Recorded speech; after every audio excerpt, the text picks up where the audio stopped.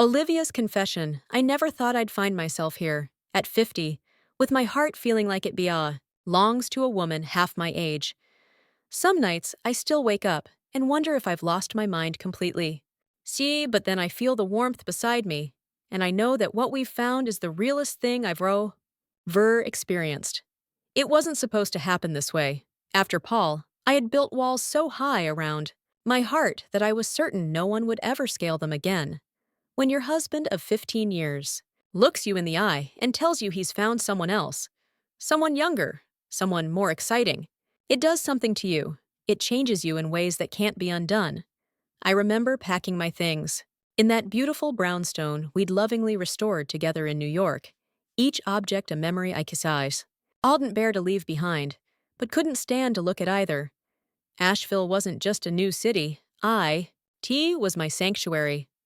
The Blue Ridge Mountains wrapped around me like a protective embrace, mist hangy, nung in the valleys, like secrets waiting to be discovered. I bought a small Victorian home on the edge of the historic district. Nothing fancy, but it had good bones and a garden that bloomed riotously, in spring. For the first time in my life, I answered to no one. I drank wine on my porch during Thundi, storms. I let my hair go silver. I stopped apologizing for taking up space. My work as an antique appraiser flourished here. People in this town respect craftsmanship and history in a way that resonates with my soul. I built a reputation for honesty and precision, and soon I had more clients than I could handle. I dated occasionally, a professor from the local college, a widowed doctor, but I never let anyone close enough to hurt me. That's what I told myself anyway. The truth was, I never felt that spark, that dangerous pull that makes you willing to risk everything, until that damn farmer's market on a Saturday morning last October. I was examining heirloom tomatoes when I felt someone ching me. You know that sensation, like a physical touch against your skin? I looked up and met a pair of green eyes that seemed to see right through me. He was standing by the honey stall, tall and road-shouldered with dark hair touched by silver at the temples. Too young for me, I thought automatically. I looked away, but when I glanced back, he was walking toward me with a confidence that made my chest tighten. "You must be Olivia Jensen," he said, and his voice was warm like aged bourbon. "The woman who authenticated the Tiffany lamp for the Riverside Museum." I nodded, surprised to be recognized. "And you are?" "Mark Chandler." He held out a hand roughened by work. "I grow things and occasionally donate to the museum." His handshake lingered just a moment too long. Later, he would tell me he'd been working up the courage to approach me for weeks after seeing me at a gallery opening. "You're the organic farmer everyone's talking about," I said, recognizing the name. "The one who out corporate law to grow vegetables." My tone was perhaps a bit more sardonic than necessary, but thing about him made me defensive. He was handsome in that rugged way that suggests a man who chaos with his hands, his face weathered from sun, but with laugh lines that spoke of joy. And those eyes, intelligent, direct, with no trace of the guile I'd learned to spot in men who approach women my age. He laughed, and the sound was genuine. "Guilty as charged," although I prefer to think of it as claiming my sanity. Before I knew it, we were walking through the market together, and he was teaching me about heirloom varieties of vegetables I'd never heard of. He knew the history of each, which had been grown by Thomas Jefferson at Monticello, which had been saved from extinction by Cherokee gardeners. His passion was infectious. When he invited me to visit his farm, I surprised myself by saying yes. Driving out to his property the following weekend, I rehearsed all the reasons why this as simply a friendly visit. Professional interest, community connection, nothing more. But my hands trembled slightly on the steering wheel, and I had changed my outfit 3 times that morning. His arm sat in a valley 15 miles outside town, surrounded by rolling hills, blanketed with trees. Just beginning to turn gold and crimson. A farmhouse with a wide porch stood sentinel over Fields Oregon, eyed with mathematical precision. As I parked, I saw him emerge from a greenhouse, wiping his hands on his jeans. You came, he said, with a smile that suggested he'd been watching the road. I said I would. I stepped out of the car, instantly enveloped by the earthy scent of autumn and growing the frost. Ings. The tour he gave me was fascinating. Rows of vegetables, heritage chickens scratching in the dye, RT, beehives humming with activity. But what struck me most was the way he talked about the land. No, just something to be conquered or exploited, but as a partner. He knew every inch of his 30-acre, spoke of the soil's needs like those of a beloved friend. Most people think farming is about Connie. Troll, he said as we walked along the edge of a field where baby lettuce sprouted in perfect rows. But it's really about surrender, understanding that you're part of something bigger, that you can gut, ID but never dominate. I looked at him then, really looked, and something inside me shifted. He was 15 years younger than me, 35 to my 50. But in that moment, he seemed ageless. Connie, chatted to something ancient and wise. We ended up on his porch as the sun began to set, drinking homum, ate hard cider and talking until stars appeared. He told me about his divorce 3 years earlier. His ex-wife, who couldn't understand why he'd walk away from a six-figure salary to get his hands dirty. I told him about Paul's betrayal, about building a new life piece by piece, when he touched my high. And, just a light brush of fingers against mine, electricity shot through me with an intensity that was as almost frightening. I pulled away, made my excuses, and drove home with my heart racing like I was. As of 17 again. For weeks, I tried to talk myself out of whatever was happening.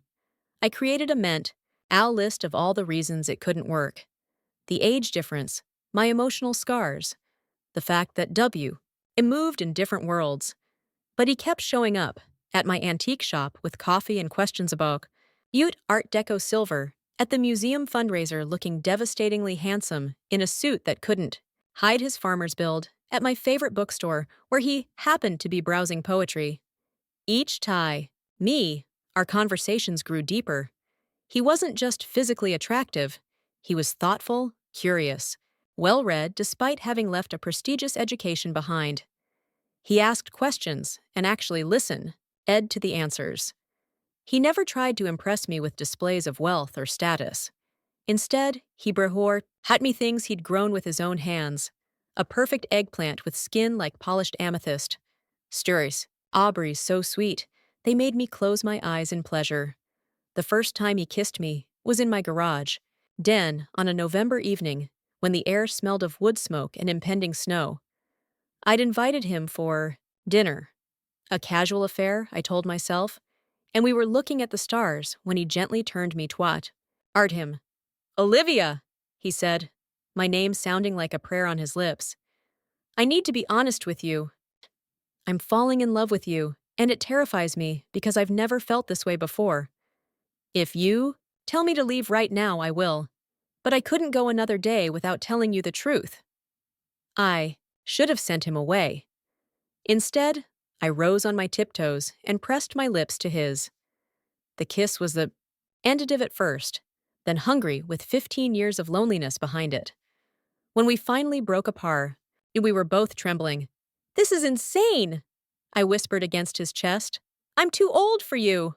I laughed softly, his breath warm against my hair. If you think I care about that, you haven't been paying attention. That night changed everything. We didn't sleep together, not then. But something fundamental shifted between us. I began to let myself believe that maybe, just maybe, this impossible thing could be real. Our relationship developed slowly after that. Neither of us was in a rush. We had both been burned before. We spent weekends exploring the mountains, evenings cooking together in a kitchen or his. He taught me to plant garlic in the winter soil, pressing cloves into the earth the reverence that moved me. I showed him how to recognize genuine depression glass, how to feel the weight of real silver in his palm. My friends were skeptical, of course. Caroline, my closest friend, and in Asheville, didn't mince words when I finally told her. He's 35, Liv, she said over wine one night. What happens when you're 65 and he still wants children? What happens when some 20-something catches his eye? Her words echoed my own fears. But by then, I knew Mark well, enough to have the conversation directly. When I brought it up, sitting on his porch swing with mug of tea, he took my hands in his. Do you know what I see when I look at you? He asked, his eyes serious. I see a woman who has lived, really lived, who knows herself, who doesn't play games or try to be something she's not. Every line on your face tells me you've laughed and cried and experienced the world fully. Why would I ever trade that for someone who hasn't begun to understand who they are? And children, I pressed. I can't give you that. I never had them with Paul, and now it's too late. His smile was gentle. If I'd wanted children desperately, don't you think I would have had to hem by now? Some people are meant to be parents. I've never felt that calling. What I want is a someone to build a life with. I believed him. God help me, I believed him. And when we finally made love for the first time, in my bed with rain tapping against the windows, I gave myself to him, completely. I was terrified. My body bears the marks of 50 years of living, and Paul's rejection had left wounds deeper than I cared to admit. But Mark touched me with reverence, traced the silvery stretch marks on my hips, kissed the soft flesh of my stomach. You're beautiful, he whispered inside my skin. So beautiful it hurts to look at you sometimes. That night I cried in his arms after Ward. Not from sadness, but from the overwhelming relief of being truly seen and accepted. Spring came, and with it a rhythm to our days that felt as natural as breathing. I spent more time at the farm, Mayon Zrenia learning to love the peace of country living. We restored an old garden shed into a studio where I could work on smaller appraisal projects. He cleared space in his closet for my clothes. We didn't make grand declarations or formal arrangements. We simply grew together like two plants sharing the same plot of earth. Not that it was always easy. We argued sometimes about politics, about my reluctance to depend on anyone, about his occasional stubbornness. There were moments when the age difference became painfully apparent. References he didn't get, music that meant nothing to him, the way technology came so naturally to his generation. And yes, there were raised eyebrows in town, whispers in hands when we walked together. Does it bother you? I asked him once, after a particularly via stare from a woman at the grocery store. Only if it bothers you, he said simply. The truth, it did bother me sometimes. I found myself searching for gray in his beard, wondering if he was so secretly ashamed to be seen with a woman who could be mistaken for his mother. But then he would do a thing that made those doubts evaporate, introduce me proudly to his college friends, hold my hand, in public, look at me with such naked desire that I couldn't possibly doubt his attraction. On the anniversary of our first meeting, he took me hiking up to a waterfall deep in the mountains. The climb was steep, and I was painfully aware of how much more quickly I tired than he did. Tall? He never rushed me, matching his pace to mine, pointing out wildflowers and birds along the way. At the top, with the waterfall thundering beside us and mist cooling our skin, he knelt on the damp earth and held out a ring. Not a diamond, but an antique emerald that matched his eyes, set in weather. Gold. I know people will say we're crazy, he said, voice steady despite the vulnerability in his face. Maybe we are, but I've never been more certain of anything in my life than I am about us. Marry me, Olivia. Grow old with me, or older, I should say. His smile was crooked, self-deprecating. Be my partner in every way. I looked down at him, this beautiful man kneeling before me, offering me a future I had convinced myself was no longer possible.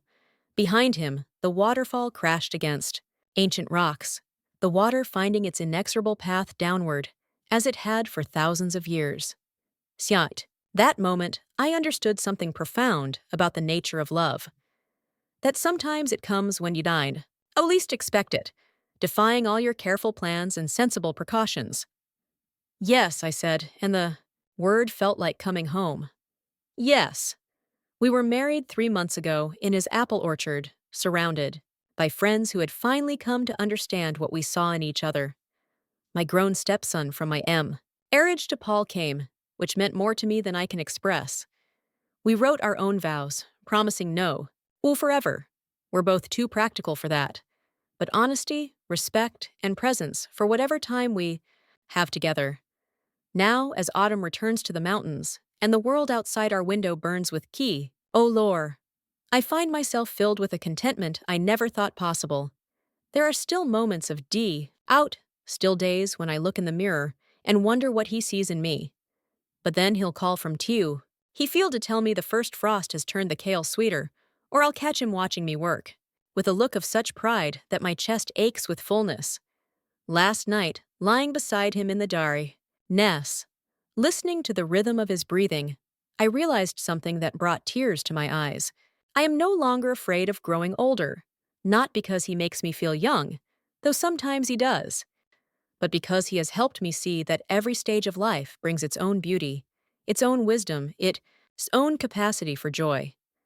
This love came to me not in the flush of youth, when everything seems possible, but in the rich middle of my life, when I thought all the great adventures were behind me. It taught me that the heart doesn't wither with age. It expands, it deepens, it learns to hold more. So I am a 50-year-old woman who found love in the most unexpected place, with the most unexpected person. And if you ask me if I would change anything, take away the years between us, smooth the NKLs from my face, rewrite our story to be more conventional, I would tell you no. Not one single ing, because this is our love story, as real and imperfect and miraculous as we are. And I wouldn't trade it for anything in this world.